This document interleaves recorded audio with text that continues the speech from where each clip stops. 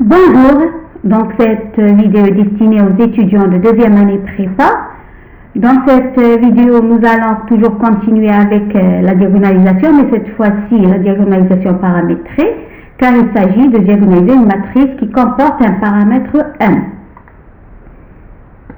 Nous allons résoudre ainsi l'exercice numéro 4 de la série 7 dans sa partie 2. Voilà l'énoncé de l'exercice.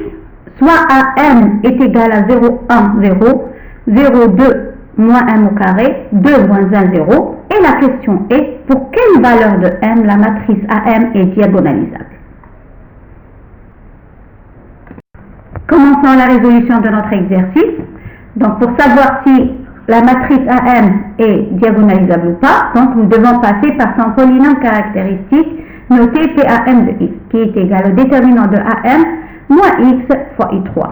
Pour le calcul de ce déterminant, nous pouvons développer par rapport à la première ligne ou bien la première colonne qui comporte toutes les deux un 0.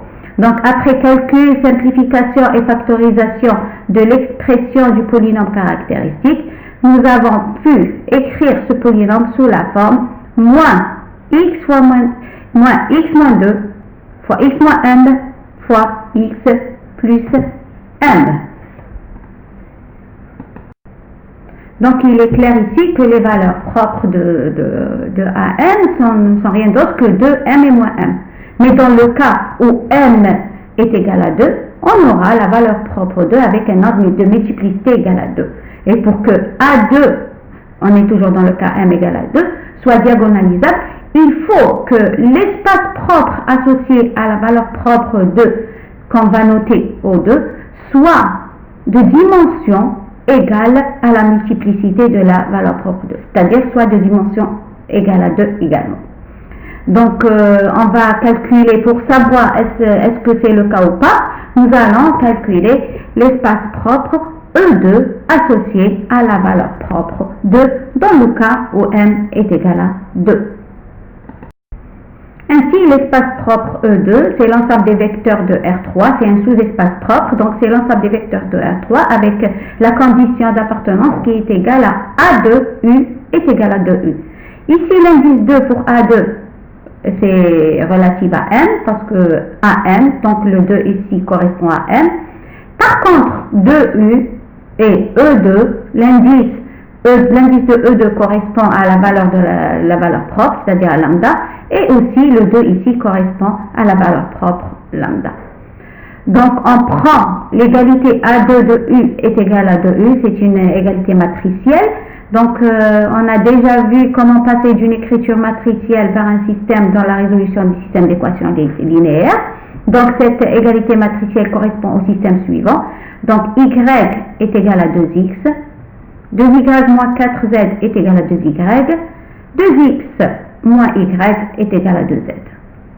Donc ce système est équivalent au système suivant. Donc pour la première équation, nous allons la garder telle quelle. Par contre, pour la deuxième équation, on a 2y des deux côtés de l'égalité, donc on aura moins 4z est égal à 0. Et la troisième équation qu'on a laissée telle quelle, c'est-à-dire 2x moins y est égal à 2z. Par conséquent, puisqu'on a moins 4z égal à 0, par conséquent z est égal à 0. Si on remplace dans la dernière équation, on aura 2x moins y égale à 0. Et ainsi, y, ce n'est rien d'autre que 2x. On revient, on prend ces deux égalités, on les remplace dans l'espace propre E2, on aura que E2, c'est l'ensemble des vecteurs de R3 qui vérifie y est égal à 2x et z est égal à 0. On prend ces égalités, on remplace à l'intérieur du vecteur et on simplifie pour avoir que finalement E2, ce n'est rien d'autre que l'espace propre engendré par le vecteur 1, 1, 0. Ce qui signifie que la famille qui comporte ce vecteur-là est une famille génératrice de l'espace propre E2. De plus, ce vecteur n'est pas nul, par conséquent, cette famille est libre.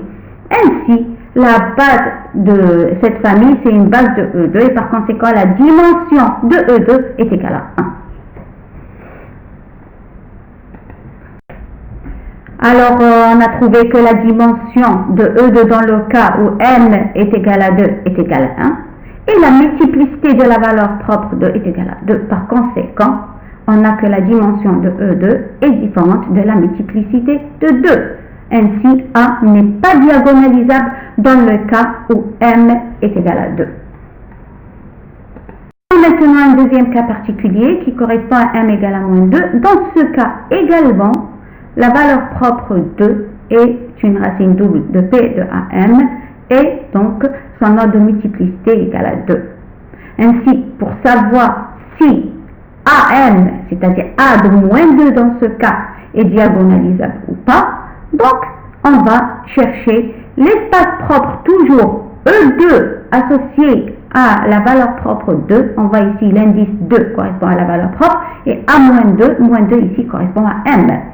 Donc soit de dimension aussi égale à la multiplicité de 2 qui est égale à 2. Dans ce cas par contre, E2 est égal à l'ensemble des vecteurs x, y, z appartenant à R3 tel que A de moins 2 ici c'est le moins 2 c'est le M fois U est égal à 2 fois M et 2 c'est la valeur propre.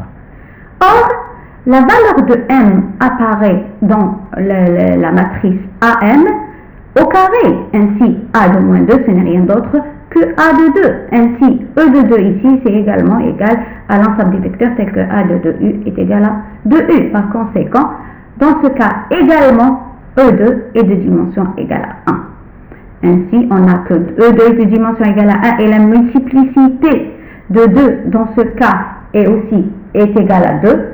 Par conséquent, A de moins 2, c'est-à-dire dans le cas M est égal à moins 2, n'est pas diagonalisable aussi. Passons maintenant au cas général, c'est-à-dire le troisième cas. Dans ce cas, on va prendre tous les M qui appartiennent à R sauf les valeurs 2 et moins 2 qu'on a traitées précédemment. Dans ce cas, on aura trois valeurs propres. Lambda 1 qui est égal à 2, lambda 2 qui est égal à 1 et lambda 3 qui est égal à moins 1. Or, M est différente de 2 et moins 2. Par conséquent, les trois valeurs propres sont distinctes. Et on a déjà vu que lorsque Tm admet trois valeurs propres, lorsqu'une matrice de 3 fois 3 admet trois valeurs propres distinctes, ainsi cette matrice est diagonalisable. Si on résume tout ce qu'on a trouvé jusque-là, on a trouvé que AM n'était pas diagonalisable dans le cas où M est égal à 2 ou bien moins 2. Par contre, elle est diagonalisable pour tout M différent de 2 ou bien moins 2.